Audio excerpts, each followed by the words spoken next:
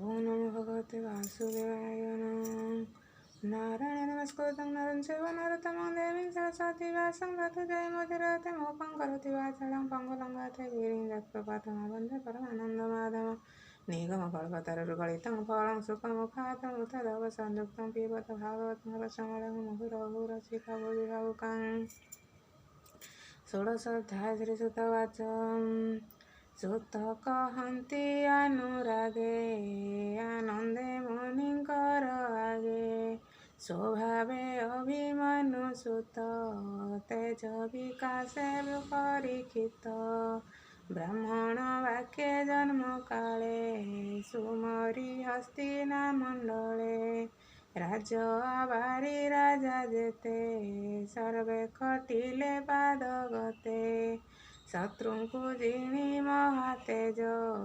ଭୋଗ କରଇ ନିଜ ରାଜ୍ୟ ବିରାଟ ସୁତା ଥିଲା ସ୍ନେହ ସେ ପରୀକ୍ଷିତେ ଦେଲା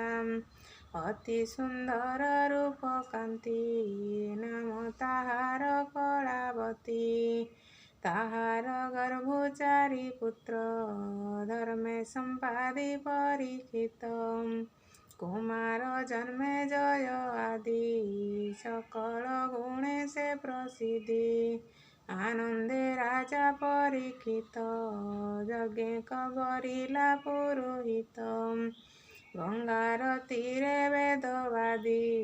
साधिला तिनि अश्वमेधी दक्षिणा देले मन पुरी दिग विजय विजय करी कली जुगकु एक दिने